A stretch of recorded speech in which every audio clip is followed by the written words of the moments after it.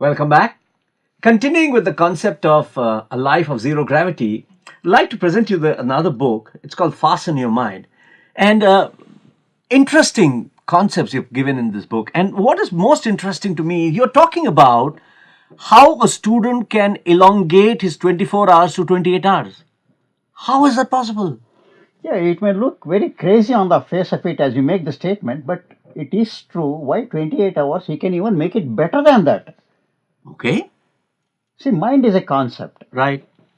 Mind comes into action only when you have to do something very, very serious. Let us say a mathematical calculation. Okay. At that point in time, the mind has to be hyperactive to Right. focus on the subject. Correct. Okay. Such things do not happen all through the day. True. Like a student having his is under the shower. Yes. His mind is not occupied. Correct. The motor control portion of the body is taking care of the physical organs. Right. He turns on the shower, adjusts the warmth of the water. Mind is not occupied there. Right. During the same period of taking shower in the Right. morning, maybe 10 minutes, let us say, quantified. Mind is not active. Mind is not being used. Right. He's only doing physical actions. Yeah, but So- that physical action also mind is telling him. No, it is an automatic process. That is what the brain is controlling them. The brain is controlling, Brain is not controlling. so the mind is not coming into play. Mind is absolutely free. If he is weak in, let us say, mathematics, he can very well think of the equation, what is looking tough to him, Right. keep on repeating. Once he starts repeating, starts thinking about it, he is contemplating the equation, mathematical equation in the mind that gets imprinted on the mind. So therefore, the mind then comes into the play over the brain. Yes. That's what you're saying.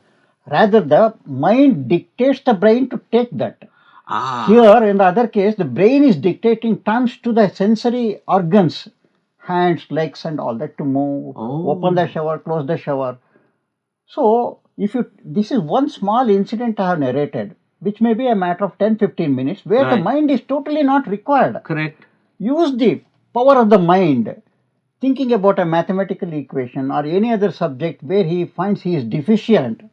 He can very well use that and get Extra time. Right. So you are saying that let him optimize the use of his mind, and therefore elongate his 24 hours to 28 or maybe more than that. I would rather say not optimize. Where the thinking faculty is not required. Right. For taking shower, there is no thinking required. Correct. It's only the movement of the body organs. Correct. He can always use the mind to focus on his mathematical equation. Right. Rather than simply think about a film song or breakfast or something like that. So moving on next, let's say breakfast. When he's having breakfast, there is no need to chat with anybody except for courtesy's sake. Barring that, the mind is again free. Okay, after that he catches up a school bus.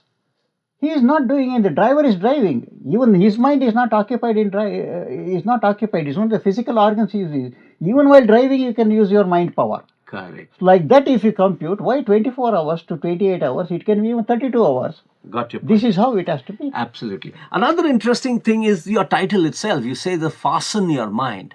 I mean, fasten it to where? How can you fasten your mind? The mind is as somebody say, mind is a rascal. It goes anywhere. How can you fasten it? No. Mind is an asset, as I told you in the last episode. Right. It can also become a potential liability. Both it has. Right. It has the positive side. It has a negative side. Correct. So, fasten your mind means you control your thoughts. Focus on the actual subject that you are interested in, whether it's learning mathematics, science, or any other official job. Focus on that. Mind is not occupied there. Mind comes into picture only when you are very, very seriously doing a calculation, writing something. At that point in time, the mind will come into picture. Rest of the time, we are not using the mind. In a matter of 24 hours a day, setting aside the sleep hours, we have plenty of time. Try to focus on your actual goal. Right. That is how you can excel. Right. So this is the book which will therefore teach us how to fasten our minds. And as I said before, and as Mr. Jagdish has elaborated, tell us how we can elongate 24 hours to maybe more than 28 or 30 hours and reap benefits in your life. Thank you.